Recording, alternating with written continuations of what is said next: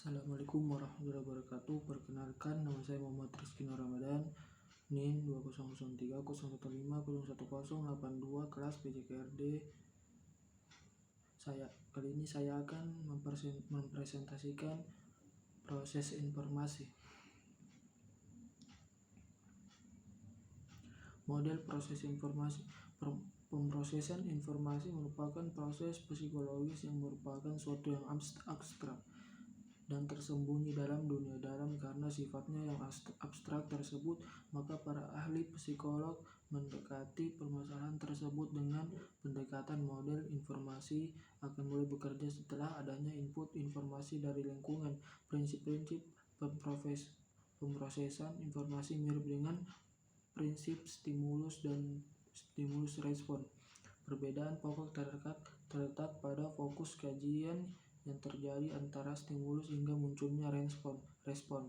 Peristiwa tersebut dalam model proses informasi sering disebut dengan istilah kotak hitam.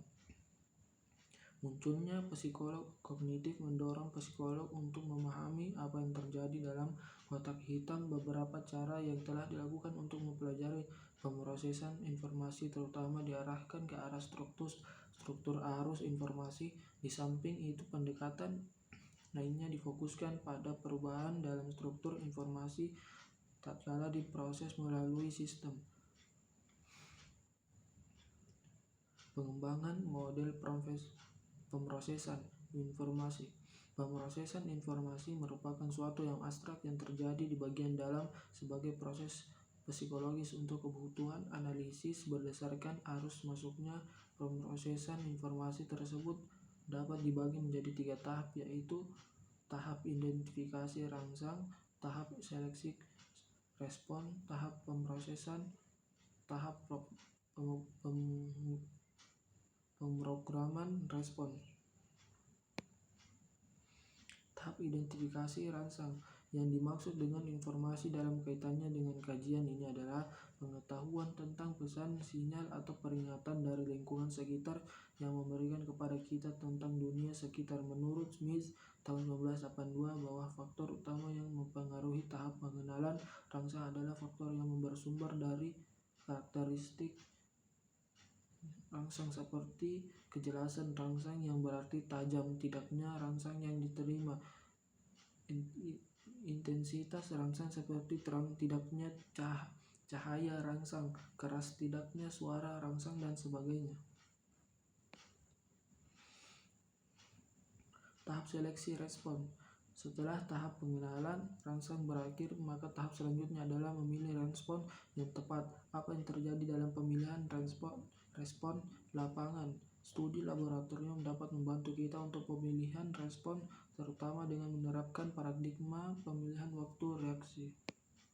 Sebagai akibat dari perkembangan dan hasil penelitian, maka Hicks tahun 1952 telah menghasilkan sebuah hukum yang berbunyi waktu reaksi memilih respon meningkat konstan sekitar 150 mil per detik pada setiap kali jumlah alternatif respon meningkat 2 kali. Hukum ini cenderung menegaskan bahwa hubungan antara waktu reaksi memilih dan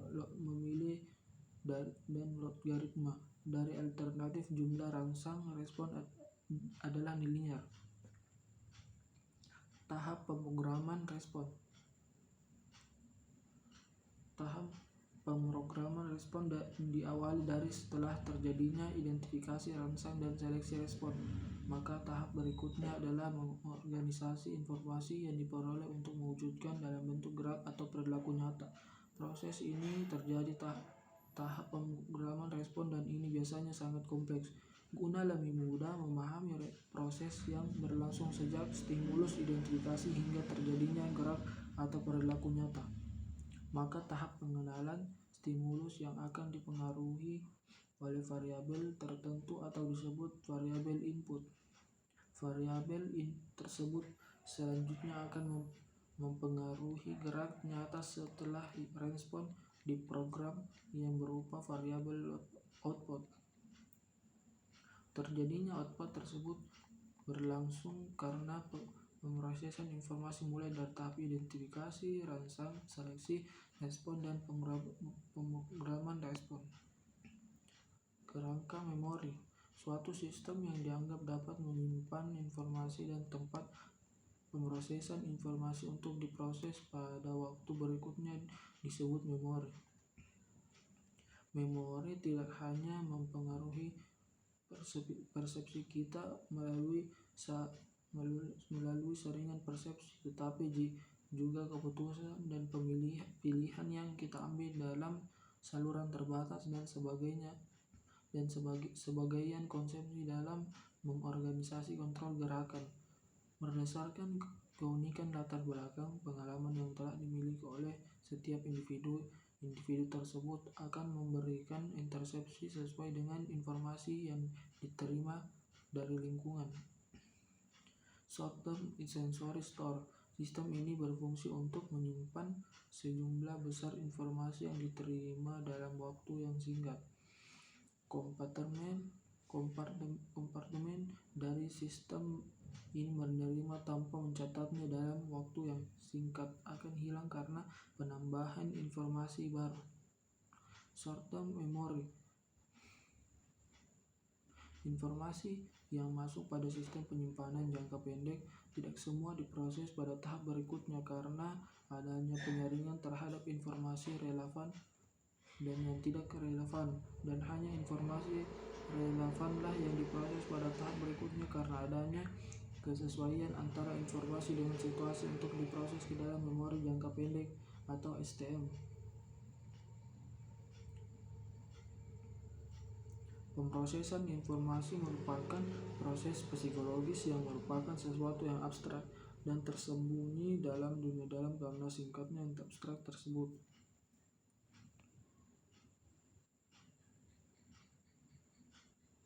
Smith tahun 1988 cenderung membagi tahap pemrosesan informasi menjadi dua, yaitu serial. Yang pertama yaitu serial dan yang kedua paralel atau simultan. Untuk kebutuhan analisis berdasarkan arus masuknya pemrosesan informasi tersebut dapat dibagi menjadi 3 tahap, yaitu tahap identifikasi rangsang, tahap seleksi respon, dan tahap pemrograman respon. 2 faktor utama yang mempengaruhi tahap pengenalan rangsang yang bersumber dari karakteristik rangsang menurut Smith tahun 1982 meliputi yang pertama kejelasan rangsang dan yang kedua intensitas rangsang. Memori merupakan suatu sistem yang dianggap dapat menyimpan informasi untuk diproses pada waktu berikutnya. Memori tidak hanya mempengaruhi persepsi kita melalui saringan persepsi, tapi juga dalam keputusan dan pilihan yang kita ambil dalam saluran terbatas. Dalam mengorganisasi kontrol gerakan berdasarkan teori kotak, dalam kerangka memori terdapat 3 kegiatan yang meliputi short-term sensory store, short-term memory, dan long-term memory. Sekian dan terima kasih.